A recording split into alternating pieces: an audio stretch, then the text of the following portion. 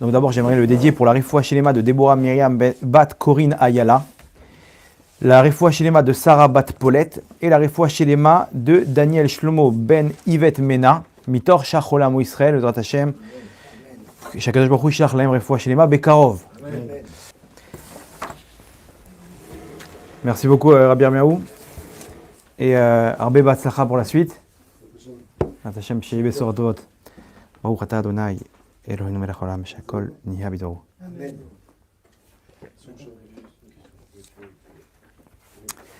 Ok. Alors rebonsoir. On va enchaîner sur le cours maintenant, si vous voulez bien. Le cours de ce soir, c'est sur la simcha, la joie.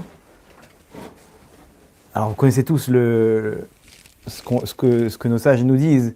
Mishenirna Sadar Marbim Besimcha. Quand on rentre dans le mois de Hadar, on doit multiplier la joie. Écoutez bien le terme, on doit multiplier, on doit doubler d'efforts pour la joie. On ne doit pas arrêter. À aucun moment dans l'année, on doit arrêter. Sauf que là, il faut mettre les gaz. On va dire comme ça. Au mois de Hadar, il faut mettre les gaz. Donc, c'est bien d'expliquer c'est quoi la simcha. Hein, surtout qu'aujourd'hui, avec ce qui se passe dans le monde, les gens, ils ont peur. Ils ont des craintes. Qu'est-ce qui va se passer? Le futur, la guerre, nucléaire, truc, machin. On est où? On ne sait pas ce qui se passe. On souffre. Tout le monde a des épreuves. Tout le monde a des obstacles. Et on a besoin de rentrer de la joie. On a besoin de comprendre c'est quoi la joie pour pouvoir savoir comment l'utiliser. Et surtout, de comprendre que quand une personne, elle est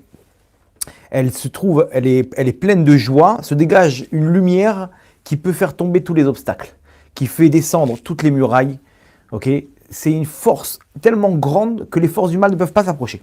Quand quelqu'un il est besimcha, il déploie une gadlout, une grandeur dans sa neshama qui repousse toutes les forces. Toutes les forces. Il n'y a pas plus haut que la simcha. Et on va expliquer donc comment ça marche. Comment faire aujourd'hui dans une génération triste, de dépressifs. Comment on peut faire? Alors oui, on va dire c'est quoi? On met de la musique, on saute comme des fous, etc. C'est pas ça la simcha. Vous allez voir que c'est pas ça du tout. Et vous allez voir qu'aujourd'hui, c'est ce qu'on a besoin. C'est ce qu'on a besoin surtout dans ce mois de Hadar, qu'on va emporter Bezrat Hashem pour toute l'année. Il y a eu hier soir, c'était quand? Mardi soir, hier soir, il y a eu le cours du Rav. Tous les mardis soirs, il y a le cours du Rav à Yenouka, le Rav Tzadik, Rabbi Shlomo Yehuda Be'eri. Ok? Très kadosh et tout. Pour ceux qui connaissent, le Yenouka. À Rishon LeZion. Tous les mardis soirs, il fait un cours.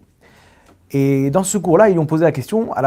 Le cours, c'est des questions-réponses. Il y a un qui a pris la parole, il a dit que Vodarav, ce qui se passe en ce moment, on a bien compris qu'on était dans la Géoula. On a bien compris que c'était peut-être Gog ou Magog et que. Est-ce que le Rav peut nous dire une clé, une arme pour pouvoir se protéger? Et qu'est-ce qu'il a répondu, le Yenouka? Il a dit se renforcer en simcha. Il n'y a que ça qui peut nous aider. Bien sûr, il y a plein d'autres ségoulottes, mais essentiellement parlant, pour quelque chose qui est à portée de chacun d'entre nous, se renforcer dans la joie, dans la simcha. Ok, donc allons-y. On rentre dans le vif du sujet. On va essayer d'analyser cette notion. Bezrat Hashem, comme ça on peut l'appliquer. Donc si vous voulez bien accrocher vos ceintures, on fait un petit voyage dans notre chère Torah et profonde et Gdosha, Bezrat Hashem, pour pouvoir comprendre comment appliquer ça pour nous dans la vie de tous les jours. Ok, alors c'est quoi la simcha? La simcha, la joie, c'est, la définition on va dire comme ça, c'est de remplir un manque. Quand j'ai un vide en moi, okay, qui a été créé maintenant par la société de consommation, je passe devant une boutique, je vois un manteau sur le mannequin. Tout de suite, j'ai créé un manque. Waouh, ce manteau-là, il me le faut. Donc, quand est-ce que je vais quand est-ce que je vais me remplir de joie? Quand j'aurai acquis ce manteau. Quand quelqu'un il a besoin d'une voiture, et il voit là-bas dans la pub, il voit une voiture, son voisin, il a la dernière Mercedes ou la dernière truc, etc. Il voit ça, c'est ce qu'il me faut. Il a vu comme ça, il est sorti de cette voiture. C'est toute la société de consommation, les publicités, où on te met une star de cinéma qui sort de cette voiture, qui se balade avec tel jean, avec telle lunette de soleil, etc. Donc tu te dis, waouh, il est classe, c'est ce qu'il me faut. Il me faut ces Ray-Ban, il me faut cette montre, cette Rolex, il me faut... donc pourquoi? Parce que quand j'ai vu ça, ça m'a créé un manque. Ce manque-là, quand je l'ai comblé, je suis bien.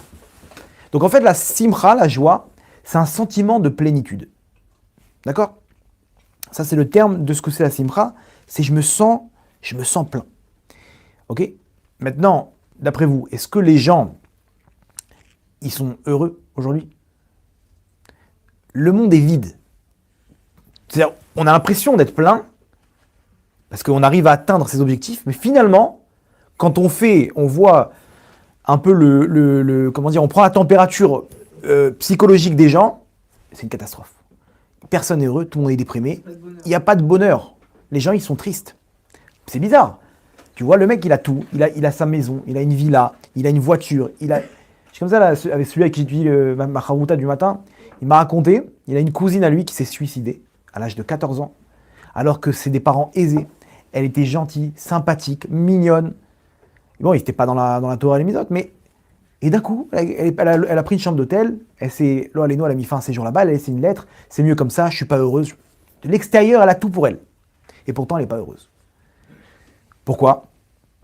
Parce que c'est comme ça. Une personne, elle a l'impression que lorsqu'elle va remplir son manque, elle sera heureuse à jamais. Mais c'est faux.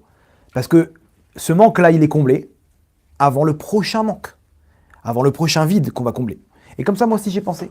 Quand j'étais en primaire, je voyais les gens au collège, je dis waouh, pourvu que j'y arrive. C'est-à-dire que mon objectif, c'était d'arriver au collège, de me dire ça y est, je suis en 6e, je suis un grand. Et puis après, je suis arrivé en 6e, j'étais content, enfin, je suis un beau gosse. Et puis là-bas, j'ai vu les grands du lycée, waouh, les 3e, seconde là-bas, je me dis waouh. Quand j'arriverai là-bas, je les voyais comme ça, ils étaient grands, ils étaient frais, c'était ça mon objectif. Donc j'ai créé un autre manque. Je pensais être heureux, ça y est, je suis arrivé enfin en 6e. Mais ils sont plus derrière moi, les autres, pour que je puisse me la jouer. Donc maintenant, je voyais plus loin, donc j'avais encore un manque. Je suis arrivé au lycée, et je me suis dit, non, il faut que j'ai le bac maintenant. Donc mon manque, c'était quoi? Le bac. Et j'ai eu le bac. Je me suis dit, quand j'aurai le bac, je serai l'homme le plus heureux du monde. Enfin, quel parcours du combattant. Ouais, les bacs blancs et les machins, etc. Tu finis, tu reçois la note, ouah, tu sautes en l'air et tout. Tu as eu le bac, tu te dis, ça y est, t'es le roi du monde. Et puis 2 mois après, c'est derrière toi. Tu redeviens triste, tu redeviens vide. Et je suis monté en Israël. Et je me suis dit, quand je serai à l'armée, je serai avec mon arme comme ça, beau gosse et tout, ouais, je serai au top. Et puis je suis arrivé là-bas, pareil. Je me suis dit, bon, quand je sortirai de l'armée, j'aurai le monde à moi, je vais enfin reprendre ma vie, etc.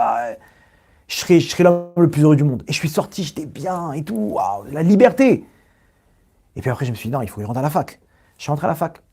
J'ai fait des études d'ingénierie dans Teva. Vous connaissez Teva, le géant pharmaceutique? C'était un diplôme qu'eux-mêmes, ils ont créé. En fait, c'était un ingénieur qui était amené à travailler dans Teva. Eux, ils avaient un profil d'ingénieur qu'ils voulaient. Ils ont fait un diplôme dans une école d'ingénieur que pour eux. C'était une course après la plénitude. Voilà, exactement. Et donc, je me suis dit, quand je serai là-bas ingénieur dans Teva, c'est des gros salaires. Ah, tu peux te la péter. Mais tu as 4 ans d'études. J'ai commencé et tout, et je me suis dit, quand j'arriverai, je serai heureux. J'aurais été ingénieur, comme ça, je me voyais déjà avec dans les laboratoires en train de créer des vaccins contre le corona. Et j'aurais reçu moi aussi des enveloppes là pour vendre à tout le monde combien il est bon le vaccin. Et donc, finalement, je me suis dit, mais c'est pas possible. Et puis, au Hachem, j'ai compris qu'il n'y avait pas de fin. Parce que je me voyais encore, je me projetais, je me suis dit, mais en fait, tant que je vais avoir mon diplôme et après. Et après, j'ai dit, ok, il faut que je fasse une carrière maintenant. Je vais avoir de l'argent. Donc, quand j'aurai enfin mon salaire d'ingénieur, je serai l'homme le plus heureux du monde. 10, 12, 15 000 shekels par mois, 20 000 shekels par mois. Et puis après, pareil, c'est bon, ça descend tous les mois. On s'habitue. Je vais me dire, bon, quand je serai marié, et après je vais me marier, et on connaît la suite. Tout le monde se plaint, il y en a marre, et trucs, et j'étouffe, et je veux divorcer. Et après, je me dis, peut-être quand j'aurai des enfants. Et j'aurai eu des enfants, et etc., etc. Et après, à la fin, le mec, il dit, quand je partirai de ce monde, peut-être que je serai heureux. Voilà, les petits enfants, je te l'ai raccourci. Mais à la fin, une personne, qu'est-ce qu'elle espère? Peut-être quand je partirai de ce monde, je serai heureux. C'est vrai? Ça, c'est la course à travers le monde. C'est-à-dire, on remplit sans arrêt des manques jusqu'à qu'on s'habitue à la plénitude et ça crée un autre manque. C'est totalement ça la génération d'aujourd'hui. Exactement. Aujourd'hui, on est en plein dedans et les gens, ils n'ont pas compris. Ils n'ont pas compris que c'est exactement ce qu'ils vont subir. Moi, Baruch Hashem, Akadosh Baruch Hu, il m'a donné le srout, le mérite de m'arrêter en plein milieu et de comprendre que si c'est ça, c'est nul, quoi. J'aimais tellement Hachem, je me suis dit, Hachem, il est tellement bon, mais pourquoi ce monde, il est lourd? C'est quoi ce monde de lourd? C'est pas possible, tout le monde est triste, Bien que j'étais quelqu'un de nature positive, j'étais quand même dépressif. Je me dis, mais c'est pas possible, c'est quoi ça? C'est nul, il n'y a rien qui bouge, j'avais besoin d'action. Et sans arrêt, la même routine. Jusqu'à qu'à la fin, Hachem, il m'a fait comprendre qu'il y avait quelque chose d'autre qui peut me remplir. Ok? Et on va expliquer comment ça marche. Ok, alors comment ça marche? Comment ça marche cette histoire? On va rentrer maintenant dans l'histoire de se remplir, de se vider, de manque, de plénitude, de vide. Comment ça marche? En fait, il faut comprendre. Regardez comment c'est fort. On en a parlé dans un des derniers cours. L'homme, il est composé, et je parle l'homme en général, que ce soit un juif ou un goy. Il a ce qu'on appelle un nefesh. Nefesh, c'est une étincelle divine. Ok? L'homme, il est fait à l'image des mondes d'en haut. Les mondes d'en haut, ils sont faits à l'image d'un homme. Et lui, il a été créé à l'image de Dieu. Entre guillemets, des mondes d'en haut. Ok? Lui, il a cette étincelle qui lui donne ses sentiments, qui lui donne la tristesse. Vous avez déjà vu un lion qui est déprimé? Il n'a pas de sentiments. Il a des trucs, des réflexes. Mais il n'a pas de sentiments. On n'a jamais vu un lion qui est déprimé, ou un lion qui est heureux, qui commence à danser, qui commence ça n'existe pas chez les animaux. L'homme, il a une certaine, réguichoute, une certaine sensibilité que personne dans le monde, dans la nature, ne possède. Ça, c'est quoi? C'est dû au nefesh. C'est le nefesh qui donne cette force-là. Donc on a tout ce qu'on appelle le nefesh béhémi. Les juifs, ils ont ce qu'on appelle le nefesh, en plus, le nefesh Eloki. Vous allez voir que c'est une autre dimension. Ok? Maintenant, regardez comme c'est fort. Ce nefesh-là, sa source, elle est quoi? Elle vient d'où? Elle vient d'en haut, d'Hachem. Chelek Eloka Mimal. C'est une étincelle divine. Cette étincelle, elle est finie ou infinie? Infinie. Donc en fait, son nefesh, les besoins de son nefesh, ils sont infinis. Donc, il veut tout le temps, son nefesh, il a des besoins qui sont infinis. Il veut tout le temps chercher encore et encore et encore. Mais le problème, c'est que l'homme, il remplit son nefesh avec des besoins qui sont finis. Ok, on avait expliqué ça dans un cours, avec du matériel. Donc ça permet à une personne de se mettre en stand-by. Ok, il croit qu'enfin il a réussi son rôle sur Terre. Et finalement non. Pourquoi? Parce qu'il a encore envie. Ça y est, calme-toi. Regardez comme c'est fort. Contrairement à un animal, lui, il a besoin de manger, il mange ce qu'il y a. Il va pas se dire, le lion, il ne dit pas aujourd'hui, tu sais quoi, j'ai envie d'un bon zèbre, là, un bon steak de zèbre. Non, il prend ce qu'il y a. Il voit, il y a une biche là, il attaque, il fonce. Et nous, on est là, nous, au restaurant. Je prends un steak de saumon. Non, tu sais quoi, non, j'ai pas envie là, tu vois, j'ai pas envie, j'ai envie de viande, j'ai envie de petits fours. Ah, c'est pas bon là, il manque du sel. Putain, mais tu mets ça à un tigre, c'est terminé, il y a pas de réflexion. Il a faim, il mange. Il doit se retrouver avec sa femme, entre guillemets. C'est terminé. L'homme, non, il lui faut encore des femmes, il faut qu'il voit une autre femme, il faut qu'il aille là-bas, il faut qu'il goûte aux hommes. Mais où il est parti? C'est un désir, quand il met ça dans le mal, ça n'a pas de fin. Maintenant, il faut qu'il fasse ça avec d'autres sentiments, encore plus d'adrénaline. Il faut qu'il fume d'autres choses, de la drogue. Arrête-toi. Il ne peut pas s'arrêter. Il est dans un engrenage éternel, infini. En adavar sof. Il n'y a pas de fin. Il n'y a pas de fin. Et c'est pour ça que quand il comprend qu'il n'y a pas de fin, quand on lui a donné tous les moyens de réaliser tous ses rêves, alors à la fin, il met fin à ses jours. Parce qu'il se rend compte que c'est un vide qu'il n'aura jamais comblé. Et donc, c'est la définition dans laquelle se trouve ce monde-là, un monde de dépression, un monde de tristesse. Hein? Chez les stars de cinéma, qui sont tous avec leur psychologue privé, qui payent des sommes folles dans des antidépresseurs, et ils sont tout le temps en vacances, ils ont tout le temps besoin de souffler, parce qu'ils sont tristes, ils sont lourds, ils ont rien dans leur vie. Ils ont tout, mais ils ont rien. Ils sont encore vides. Parce que le vide il a été recréé après cette plénitude. Et ils pensaient que ça y est, je vais avoir ma villa, je vais avoir tel mannequin, je vais avoir tel truc, et je vais arriver au ballon d'or, je vais arriver au disque d'or. Choum d'avoir, rien du tout. Rien du tout. Pourquoi? Parce que t'as un effet chez Eloki. T'as un nefesh. Ton nefesh, il va encore plus loin. Il va encore plus loin que ça. Et l'animal, lui, il a pas ce nefesh, il a mangé, bye, c'est bon, il a fini.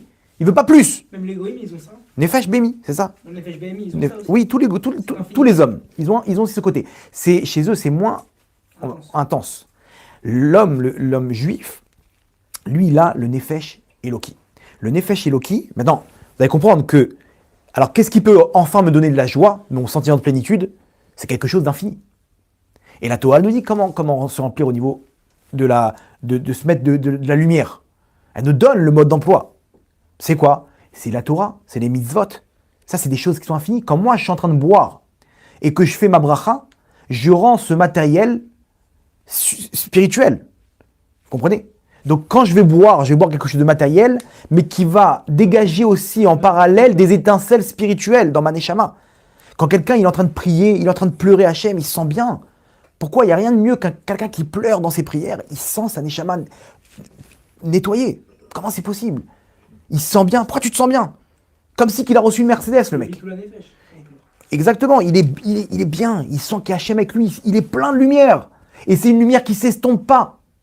Qui s'estompe s'il y a des avérotes, s'il y a des fautes. Mais si quelqu'un il est dans la Torah et les mitzvot, il est avec Hachem, il est connecté à Hachem, il est connecté avec l'infini, et donc il est heureux. Tout le temps heureux. Et regardez les tzadikim, s'ils pouvaient vous venir un instant dans leur peau, vous ne pourrez jamais quitter ce sentiment. Un sentiment de plénitude éternelle. Bien sûr qu'il faut entretenir par la Torah et les mitzvot, mais c'est comme ça qu'on remplit. Maintenant, regardez, un juif, lui, il a ce qu'on appelle, en plus du nefesh BMI, il a un nefesh on peut traduire un esprit, je ne sais pas comment, une âme, ouais, une âme. Il a un nefesh Eloki. Ça n'a rien à voir. Nefesh BMI, il faut combien de mitzvot pour le remplir? 7 mitzvot. Les goïms, ils ont 7 préceptes à accomplir. Les 7 lois noachiques, comment? Noachid en français. Les 7 lois. Combien on a chez nous? 613. Vous avez vu, c'est poids plume, poids lourd. C'est pas la même capacité, c'est pas le même potentiel spirituel. Quand tu as 613 préceptes à accomplir, c'est pas le même calibre, vous comprenez? Donc, c'est pas qu'il y a une différence entre les goïms et les juifs. C'est tout simplement qu'il y a des moteurs et il y a chacun son rôle. Il y en a qui sont venus, qui ont un rôle beaucoup plus important dans le monde, parce qu'ils ont 613 préceptes, et d'autres qui ont 7 préceptes. Mais tout le monde est là pour se servir Hachem. Vous comprenez? Comme des pilotes d'avions de chasse et des soldats de l'armée de terre. Donc vous comprenez bien qu'un soldat, il a besoin de moins d'entretien qu'un avion. Un avion de chasse, lui, il a son fusil, il a son truc, il a son casque, il a son gilet pare-balles. C'est tout, il n'a pas besoin de plus. Un avion, il faut vérifier les boulons à chaque envol, il faut vérifier les missiles, il faut vérifier ça, l'essence et le kérosène et le machin et le pilote et les boutons là-bas. C'est avant qu'ils parrainent l'envol. C'est un entretien terrible. C'est pourquoi? Parce que c'est pas le même calibre. C'est pas la même dimension. D'accord. Maintenant, vous allez comprendre, grâce à ça, d'où vient l'intelligence des Juifs. Regardez comme c'est fort. Là, maintenant, prenez une feuille, un papier, parce que là, ceux qui suivent, là, surtout sur Internet, ils peuvent savoir maintenant quel est le secret des Juifs. Pourquoi les Juifs sont si intelligents que ça? C'est la question que se sont posées les Sud-Coréens. Ils se sont dit, c'est pas possible. 20% des prix Nobel dans le monde, c'est des Juifs. C'est la conclusion à laquelle ils sont arrivés. Vous allez voir que c'est un peu... Le Talmud, c'est l'expression de cette intelligence. D'où elle vient, l'intelligence des Juifs? 20% des prix Nobel, c'est des Juifs. Ils sont combien? 15 millions sur 7 milliards et demi? 40%. Non, 20%, je crois. 20%, mais c'est beaucoup. 20% sur 7 milliards. Moi, j'ai entendu comme ça du Rav Damir Cohen, il a dit 20%. Bon, bref, en tout cas, on est d'accord que tous les ans, les Juifs, ils sont là, présents dans les dernières inventions, dans tous les niveaux. Regardez, par exemple, quelqu'un comme Zemmour. En 3 mois, il s'est lancé dans une présidentielle. Il retourne la France. D'où il a cette trorma, d'où il a cette intelligence, cette sagesse? D'où ça vient? On voit bien que les Juifs, ils ont une sagesse innée. Maintenant, regardez comment c'est fort. On a expliqué quoi? Que le nefesh, c'est ce qui me permet de vouloir encore et encore. C'est ça qui donne mon sentiment de désir, de volonté. D'accord? Mais un juif, lui, il a 613, donc son nefesh Eloki, il est beaucoup plus fort et beaucoup plus puissant qu'un nefesh BMI d'un non-juif. Donc lui, d'après vous, sa volonté, elle est plus grande ou pas? Bien sûr. Sa motivation, son ambition, elle est beaucoup plus grande puisque son désir, il est très élevé. Et maintenant, remarquez bien que plus le désir d'une personne de vouloir une chose, elle est élevée, plus les capacités intellectuelles qu'il va déployer, elles sont importantes. Pourquoi? Je donne un exemple. Quelqu'un qui est en train de mourir, ok, il y a le feu. Lui, il a une volonté de vouloir vivre énorme. Il doit absolument sauver sa peau. Il va mettre en place maintenant un système intellectuel ultra perfectionné pour pouvoir s'échapper. Il va tout analyser, il va arriver à un QI extrêmement grand. Il va utiliser toute la capacité de son cerveau parce qu'il veut absolument vivre. Donc il est en train de pousser son cerveau à se surpasser. Par contre, quelqu'un qui n'a pas envie d'étudier, prend un gosse de 15 ans, il a les flemmes maintenant d'étudier, il n'a pas envie. Est-ce que vous croyez qu'il va déployer son intelligence, sa sagesse? C'est sûr que non. Donc vous voyez bien qu'il y a un lien étroit entre la volonté d'aller de l'avant et l'intelligence déployée pour ça. Plus j'ai envie d'avancer, plus mon intellect il va se développer. C'est bon l'équation? Maintenant, comme un juif, il a 613 mitzvot et que son effet chez Loki il est beaucoup plus important, donc lui il aura des ambitions qui sont à des années-lumière d'ambition d'un non-juif. Parce qu'il n'a pas le même calibre, il n'a pas le même nefesh. Donc il va vouloir aller encore plus de l'avant. Et c'est pour ça qu'à la tête du monde, aujourd'hui, que ce soit dans les médias, que ce soit dans la médecine, dans l'économie, c'est que tous des juifs. Parce qu'eux, ils ont envie de manger le monde. C'est inné en eux. C'est inné. Ils ont besoin d'aller encore plus de l'avant. Les Sud-Coréens, ils ont compris ça. Ils disent, attends, mais comment ils ont cette intelligence? Mais non, remarquez bien, pas que ceux qui sont dans la Torah, ils ont cette intelligence de naissance. Parce que chaque juif, à partir du moment où il est né d'une mère juive, il a ce nefesh Eloki. Donc il n'a pas la même soif d'avancer qu'un non-juif. Einstein, non? Ouais, Einstein, on peut te faire une liste de juifs qui ont voulu aller de l'avant. Donc lui, maintenant, il va déployer son intellect, et comme un joueur d'échecs, il va réfléchir, ok, si je fais ça, alors il va faire ça. Donc il faudrait que je fasse ça. Il va tout analyser parce qu'il a envie d'avancer. Donc il va surmonter les obstacles avec son intellect grâce à cette volonté qu'il a. Ok? Vous êtes d'accord avec moi ou pas? C'est le secret de l'intelligence d'un juif. Donc il n'y a pas à imiter. Les Sud-Coréens, ils étudient aujourd'hui le Talmud. Tous les juifs sont censés être intelligents. Voilà, exactement. Tous les juifs sont censés être intelligents. Ça dépend de son nefesh Eloki. Il y a des nefesh Eloki qui sont ultra puissants. Ça veut dire, regardez, je vous donne un exemple. Quelqu'un comme Zuckerberg, Mark Zuckerberg, lui, vous avez vu où il est arrivé? C'est-à-dire que son nefesh Eloki, il est très puissant. Sinon, il aurait abandonné en chemin. Si lui, il avait été dans la Torah, d'après vous, il aurait été où aujourd'hui? Un des grands d'Israël. Le Chazon Ish, Alav Shalom, et Einstein, ils étaient sur le même banc de Talmud Torah. L'autre, il a créé la bombe nucléaire, et l'un, il est devenu le grand d'Israël.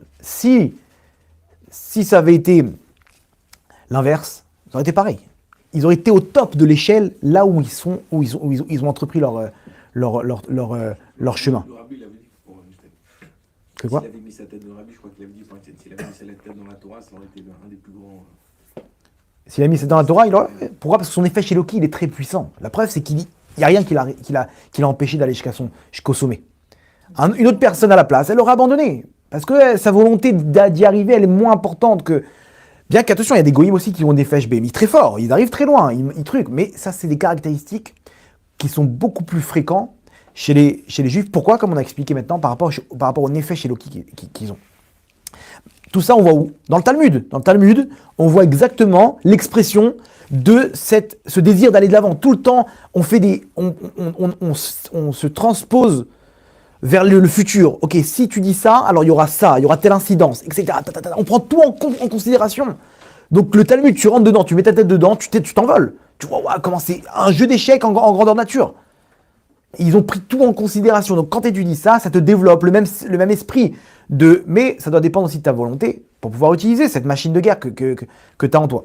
Très bien. C'est fort. Toda Rabba.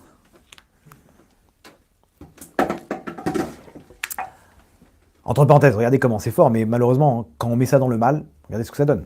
Ça finit avec des coups du président, des arnaques. Des arnaques, comment ils ont trouvé cette idée? Parce que malheureusement, eux, ils ont un désir fort. Quand ce désir, il est dans l'oseille, dans l'argent, et bien maintenant, ils vont trouver toutes les idées pour arriver à atteindre ça, ce désir. Comprenez? Si ce désir, il a mis dans le rapprochement d'Hachem, ces gens-là, ils auraient été waouh. Comprenez? Là où la personne, elle est, il va mettre son désir. Si son désir est ultra puissant, il va trouver les pires combines pour pouvoir prendre le maximum d'argent. Il va trouver les pires combines pour pouvoir charmer telle femme, parce que le mec, il est fou des femmes, il désire les femmes. Il va trouver telle combine pour dans les armes, et voilà, Israël est son numéro 1 dans l'armement, dans la technologie. Il va trouver des trucs. Pourquoi? C'est comme ça. Là où il est, là où sa tête elle est, il va mettre tout son moteur, et donc sa chorma automatiquement dedans. Ok, donc qu'est-ce qu'on doit faire maintenant? Qu'est-ce qu'on doit faire? Alors regardez comment c'est intéressant. La Torah elle nous ramène, on peut apprendre ça à partir de l'histoire de Shaoul HaMelech. Shaoul HaMelech, il y a un Malbim qui explique tout le fonctionnement de ce qu'on est en train d'expliquer et comment ça marche et quelles sont aussi les solutions. Ok, attends, moi si je dois rentrer dans la Torah Limizot maintenant, il va me falloir des années. Il y a plusieurs moyens pour se remplir de lumière, pour arriver à cette simra, cette plénitude. Alors, Shaoul HaMelech, le roi Shaoul, Saül pour les Français, lui c'est le premier roi d'Israël. Le problème c'est quoi? C'est que les bénis Israël, ils ont demandé ils ont demandé beaucoup plus tôt un roi. Ils doivent avoir un roi, un représentant de Dieu sur terre, mais c'était pas le moment. Et eux, ils ont voulu un roi. C'était quoi leur intention? D'avoir un roi qui soit comme les nations du monde. C'était pas la vraie définition de ce qu'Hachem il avait pensé du roi dans la Torah. Donc il y avait personne d'autre que Shaoul. C'était le plus grand tzaddik. Il était grand, il était fort, c'était un guerrier. Il avait des traits de caractère parfaits. Il était parfait, il était humble, il avait tout. Et c'était un grand tzaddik. Donc c'est pas lui qui devait être roi, mais c'était celui qui correspondait le mieux à ce poste, à ce rôle. Il est devenu roi. Là-bas, il a eu une mission. C'est pas pour rien qu'Hachem il a fait ça, parce qu'il avait une mission de détruire Amalek. C'était un descendant de Yehoshua, de Rachel. Et c'est Rachel qui avait le rôle, avec Yehoshua, etc., de détruire la tribu de Binyamin. Okay, et il devait, lui, détruire Amalek. Est arrivé le moment tant attendu de son rôle en tant que roi. Shmuel, le prophète, il lui dit rentre en guerre contre Amalek et tu le termines. Lui, il est rentré en guerre et il détruit tout le monde, sauf le roi. Il prend le roi. Le lendemain, il voulait faire en fait, devant tout le monde, une fête de remerciement à Hachem et là-bas, de tuer le roi. Et Shmuel, il lui dit, le lendemain, il lui dit qu'est-ce que j'entends là? Alors, il y avait aussi du bétail qu'il avait gardé. Et il entendait, il dit, il devait raser tout le monde, hein. Même le bétail, il devait raser. Il devait tuer tout le monde. Il lui dit, qu'est-ce que j'entends ici? Il lui dit, c'est des bétails qu'on a gardés pour faire des sacrifices à Hachem. Il lui dit, Hachem, il n'a pas besoin de tes sacrifices. Hachem, il veut juste que tu entendes sa voix. Il t'a dit, tu brûles tout le monde, tu brûles tout le monde. Il ne veut pas de sacrifice, Hachem. Hachem, il veut que tu écoutes sa voix. C'est tout. Hachem, il t'a dit de tuer tout le monde. Il dit, mais attends, mais j'ai gardé le roi aussi. Entre-temps, le roi, il a attrapé une servante là-bas, il l'a mis enceinte. Alors qu'il était en prison, il a fait un sortilège pour pouvoir aller avec elle. Et la descendance d'Amalek, elle a continué avec cette histoire-là.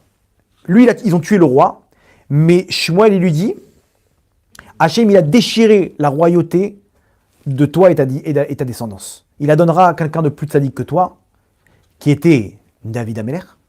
Okay, et donc, cet esprit divin de roi qu'il avait, il a quitté. À partir de ce moment-là, Shaoul, il a été frappé par ce qu'on appelle un ruach ra'a. Un esprit, un mauvais esprit. Ça veut dire, je vous donne un exemple, il était tranquille et d'un coup, il sentait cet esprit qui le possédait et il perdait le contrôle. Il devenait fou. Il avait peur. Il était triste. Il n'était pas bien. Et il faisait des choses terribles. Et il luttait pour garder la Emouna, pour garder la Simra, pour garder la plénitude, mais il était frappé par ce roi rare, par ce mauvais esprit. Et le Malbim, sur ça, il explique c'est quoi le fonctionnement. Et vous allez voir qu'aujourd'hui, peut-être 90% des gens qui ont des problèmes psychologiques, il se trouve qu'ils sont peut-être dans le même cas que Shaoul HaMelech. Ils sont tous hantés d'un mauvais esprit. Alors il y en a, c'est des dibouks, c'est des neshamot, c'est des âmes carrément qui sont installées chez eux. Et il y a une double personnalité. Des fois, c'est des gens qui sont bipolaires. Okay, tout ça s'explique spirituellement. Alors eux, les médecins, ils savent pas c'est quoi. Ils disent, bon, il est bipolaire, il est comme ça, il est schizophrène. Mais c'est pas qu'il est schizophrène, c'est qu'il y a lui, mais il y a quelqu'un d'autre avec lui. Ce quelqu'un d'autre, c'est un dibouk. C'est un ouara. Il y a plusieurs degrés. Ok? Et il explique le Malbim. C'est pas forcément en Chine. Non, un Shindalet, non, c'est pas ça.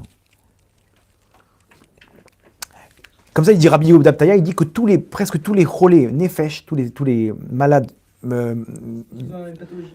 mentales, ok, ils sont atteints la plupart par des rouaras. Et ces gens, ils vivent normal. Ils sont possédés. Ils sont possédés. Ils vivent normalement, et d'un coup, ils tournent. Et ils sont cloués au lit, ils veulent plus rien, ils sont shootés par des médicaments. Pourquoi? Il nous explique le Malbim, le fonctionnement. Regardez comment c'est fort. Le Malbim, il explique comme ça. Il dit Ruach Hashem ou itatzmut shefa aruchaniut beinyan eloki. Il dit l'esprit divin, ok, c'est un surplus d'abondance spirituelle, ok, de façon divine. Donc, il faut savoir qu'un juif, il a une abondance spirituelle constante. Constante. Ce qu'on appelle un Ruach Hashem. Ce Ruach Hashem, il est en lui, il se sent bien, il est plein.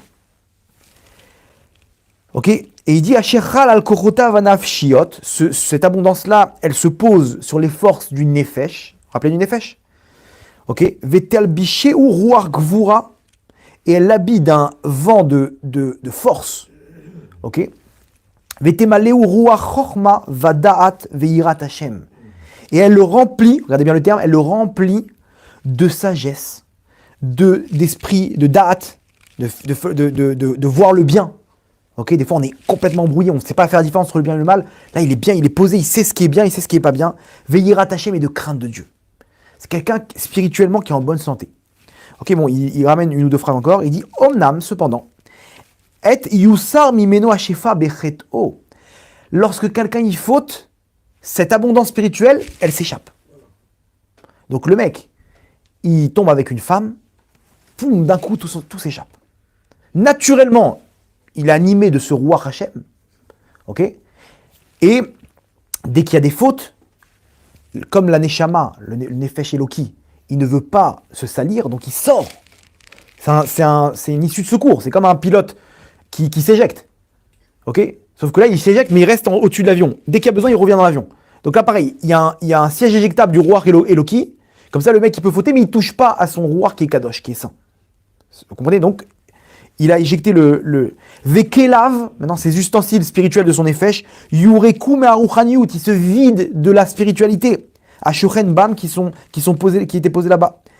Et alors, qu'est-ce qui se passe? Yargish Achisaron Azé, il va sentir ce manque. Regardez le manque dont on a parlé, cette tristesse, ce manque de simra, de joie. Il va le sentir, veishto même, veit bahel. Il va trembler de peur, il va être choqué. Tout le temps, les gens, ils sont tout le temps plein de crainte. D'où ça vient? Les avérotes. Il n'y a plus de roi Hachem.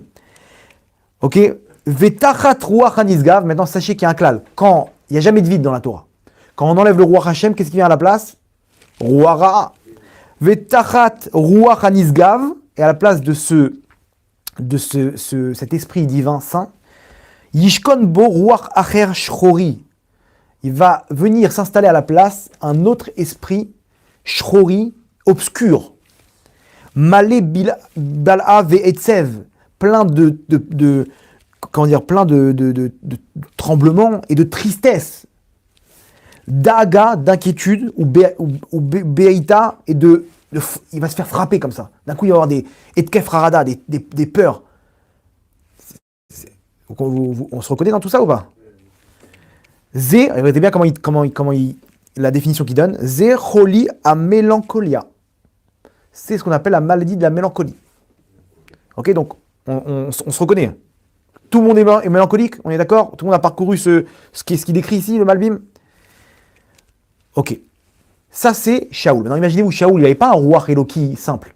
Il n'avait pas un roi Hachem simple. Il avait un roi Hachem de Meler qu'il a reçu. Vous savez que le roi d'Israël, il a une Neshama spéciale qu'il attend dans un Echal, dans un endroit dans les mondes d'en haut, qui s'appelle Kan Tzipor. D'ailleurs, le Mashiach, sa Neshama, elle attend là-bas. Au moment où il se dévoile, ce roi Hachem du Mashiach, elle descend dans une des personnes dans ce monde-là qui aura mérité, qui sera le plus qui correspondra le plus, et d'un coup il va sentir plein, il va sentir exactement des forces surnaturelles, il va sentir la prophétie, il va sentir une intelligence au-dessus de la nature, une sagesse incroyable, etc., etc. Hein? Non, il n'a pas la naissance. Et c'est ce qu'il a eu Shaoul, et c'est ce qu'il a eu David Améler. David Améler, lorsqu'il est devenu roi, le roi David, il y a là-bas l'huile d'onction, elle a sauté de son kéli, elle est venue oindre David, et il a reçu ce roi-là. Que Shaoul a perdu. Et maintenant, vous comprenez pourquoi Shaoul, il n'était pas bien, il perdait le contrôle. Parce que c'est pas qu'il a perdu l'abondance naturelle qu'on a, il a perdu l'abondance au-dessus de la nature qu'a un roi. Donc il s'est retrouvé dans un manque tellement grand qu'il il perdait le contrôle. Il perdait le contrôle. Et là-bas, on a vu, à la fin, il a fait des choses tout au long du truc. Si on n'interprète pas avec ça, on peut mal le juger, Shaoul. Alors que Shaoul, il a fini dans la même place au Gan Eden que Shmuel Hanavi. Alors que là-bas, on voit la suite de l'histoire, il a poursuivi David Améler, il a tué les Kohanim là-bas, il s'est suicidé à la fin. Ah, comment c'est possible? T'inquiète pas. Lui, toute sa vie, il pleurait Hachem de se battre alors qu'il avait un handicap de ce roi Ra qui l'hantait et qui le possédait. Et malgré tout, il s'est battu. Et comme Hachem, il juge l'effort et pas le résultat, donc bien qu'on pouvait voir a priori qu'il était pas là, mais en fait, au fond, il était col coulo avec Hachem, entièrement avec Hachem. Quelle prophétie qu'il avait Il était prophète, il n'y a pas eu de prophétie officielle. Mais là-bas, c'est du Mashiach, Mashiach, il y aura laquelle? Celle de Moshe? proche de celle de Moshe. Moshe, c'est le plus, il y aura pas Moshe, il n'y aura pas plus que Moshe. Il y a marqué comme ça, il sera plus intelligent que le roi Shlomo, mais il se rapprochera de la prophétie de Moshe. Ouais. Il sera juste en dessous. Ok? Donc maintenant, Tout ça, à cause d'une faute. Enfin, non, mais c'était son tikkun. Tant que c'est son tikkun sur terre de tuer Amalek, il a fait ça, il a envoyé en l'air sa neshama. c'était juste parce Voilà, et là-bas à la fin, voilà, c'est une question de tikkun. Les gens, on croit qu'une faute. Alors, si c'est ton tikkun, cette faute-là, elle va t'enlever une tonne d'abondance. Cette mitzvah, quand c'est ton tikkun, quand c'est la chose la plus dure, par exemple, une personne, c'est les femmes, il va se retenir, il va se battre, etc. Il va se rentrer un shefa Eloki énorme, une abondance spirituelle énorme. Par contre, sur les tefilines, il va se rentrer à peine. Pourquoi? Parce que son tikkun, c'est les femmes. Son tikkun, à elle, c'est la tsniout. Quand elle va s'habiller avec un kissou et tsanoa, elle va se rentrer une plénitude en elle, une lumière énorme. Et la tchouva, ça elle, mais lui, il avait raté, il ne peut plus faire tchouva, le mal est fait. Lui, à son niveau, alors même nous, non, nous, on peut toujours réparer. Mais lui, en l'occurrence, Shaoul, il était là pour occuper la malchoute jusqu'à que David y soit prêt. David Améler. Donc lui, il a subi ça. Il a souffert grave. Et il devait aussi mourir de la sorte. Il devait mourir comme ça, et lui-même, il s'est jeté sur l'épée là-bas, avec il a perdu ses enfants là-bas en guerre contre les Pélistiens. il y avait quand même une solution pour lui. C'est David Améler. Quand il faisait sa harpe. Ah, alors non, on y vient. Ça, c'est les solutions, ça. Chazak. Parce que qu'est-ce qu'ils ont trouvé comme solution pour retrouver sa plénitude? Maintenant, C'est lui, il a spoilé le rabbin. qu'est-ce qu'on disait? Entre parenthèses, pourquoi il est mort comme ça? Il est mort en se suicidant. Il devait mourir de la sorte parce que lui-même, c'est le Gilgoul de Lémer. Lémer, c'est celui qui a tué Caïn. Et il a dit là-bas à ses femmes, le passage qui dit Caïn, Yakum Shiva Taim, Velémer, Shivim Vesheva. Et Lémer, en parlant de lui, il va se lever à la 17e génération. Et prenez 77 générations après Lémer, c'est le roi Shaoul. Maintenant, Lémer, les lettres, quand vous les retournez, ça fait Meler. C'est pour ça que c'était le premier roi, Shaoul Meler, pour nous faire une allusion que c'était le Gilgoul de Lémer qui a tué Caïn et qui devait tuer de la sorte. Qui devait se tuer lui-même pour réparer le fait qu'il a tué Caïn. Un truc de fou, comment tout est relié. Bref, ouais, tout est lié. Et c'est pour ça qu'Hachim, il y avait des tikkunim derrière à faire. Pourquoi il est passé par là? En tout cas, il nous dit comme ça, le Malbim, il continue. Il dit maintenant, c'est quoi les solutions? Et on va maintenant, après, la deuxième partie du cours, j'espère qu'on aura le temps d'enchaîner, que la solution, il dit comme ça, le Malbim. Vechen yitrapé, alors il va se guérir, comment? Allié des sibar hitsonit, ou par une raison externe. Extérieure? Externe? C'est-à-dire quoi? Allié des yirakot, des légumes, des machins, je sais pas, il va prendre des choses, il va faire des soupes, des plantes de ce monde-là, vérefouot, ou des médicaments. Je sais pas, des antidépresseurs. Comme ça, il va pouvoir surmonter le truc. Il y a des gens, il leur manque des hormones. La sérotonine, la mélatonine, des trucs qui leur massacrent le corps. Ils sont complètement il leur manque de la vitamine D, il leur manque de la vitamine B12. C'est les gens, ils sont déprimés à cause de ça. Il leur manque des fois un truc, un élément. Et il n'est pas bien. Ok? Donc, ce qu'il doit faire, c'est qu'il y a un élément extérieur, ça peut être la Ritalin, je sais pas, savoir ce qu'ils font aujourd'hui, des antidépresseurs et tout, et comme ça, il va réparer ou des psychologues, ça peut être aussi des techniques de psychologie pour arriver à sortir de là. Okay, ou il répare comme ça de façon extérieure. Les taken à kelim anishratim, les kelim du nefesh, les pièces de son nefesh qui ont été endommagées par la faute, o aliédé siba pnimit, ou il peut réparer ça avec une raison qui est intérieure.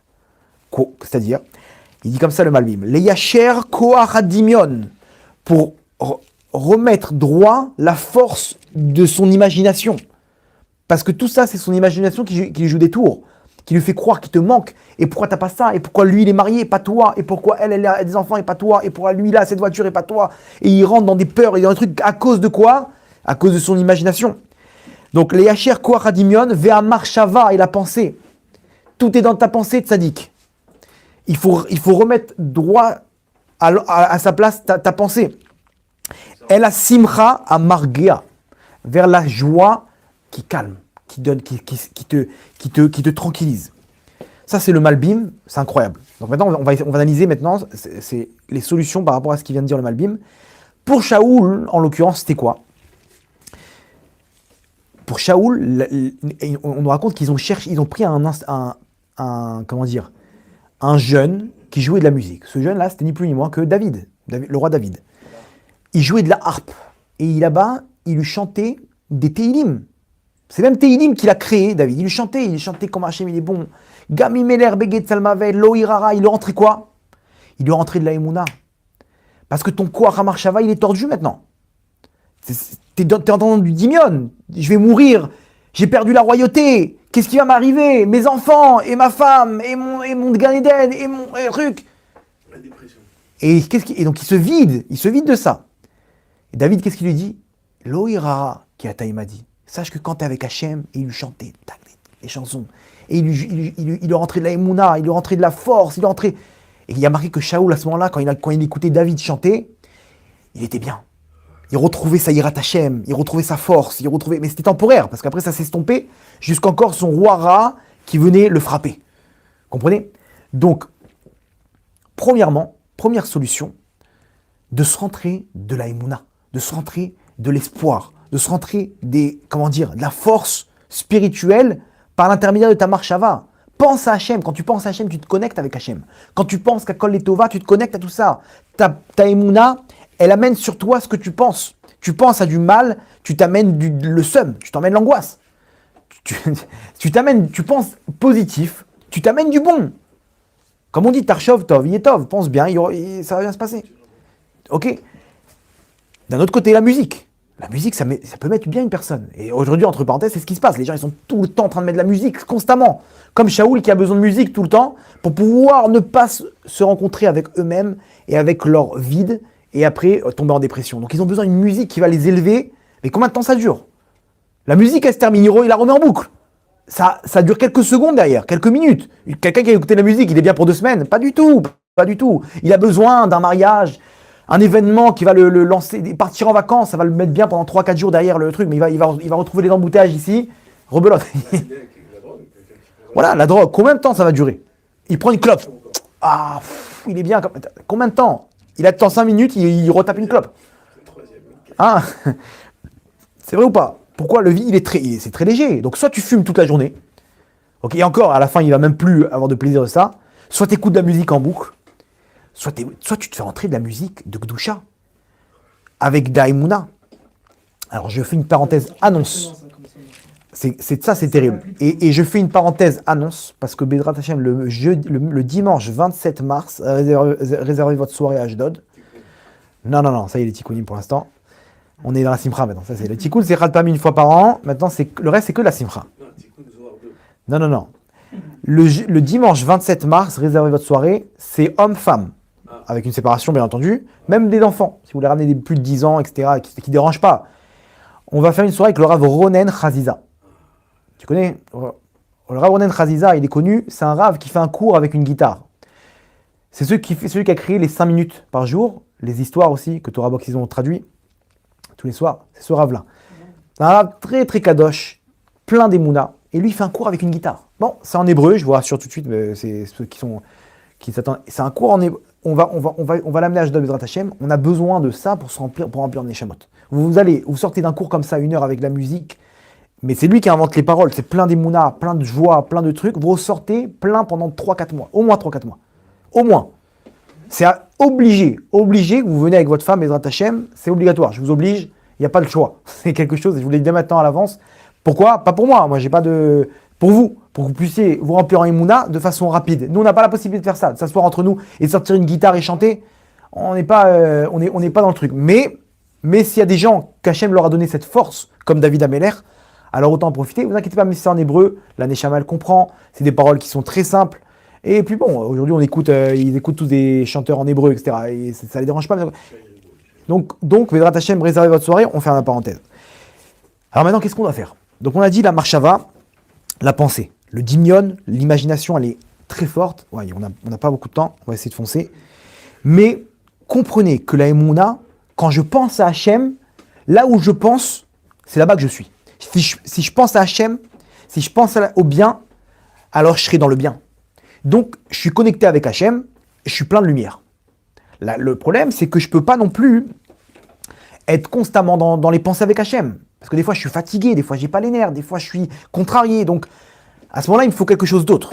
Il me faut quelque chose d'autre aussi rapide que ça, que je puisse, que je puisse me remplir de joie. Donc, premièrement, comment remplir mon nefesh assoiffé de désir éternel, de remplir de l'éternité. De remplir Hachem, comment? Par l'intermédiaire de la Emouna. Quand je suis avec Hachem et je parle avec Hachem et je prie à Hachem, je me connecte avec Hachem, je me sens bien.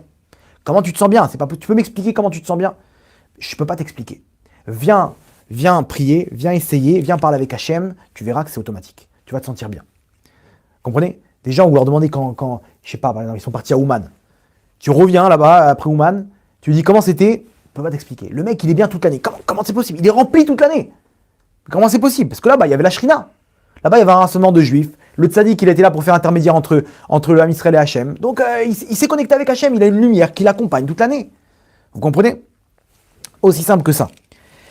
Donc, trouver des astuces pour garder la simcha, la connexion et voir tout le temps Les ressentis spirituels, on ne peut pas les expliquer.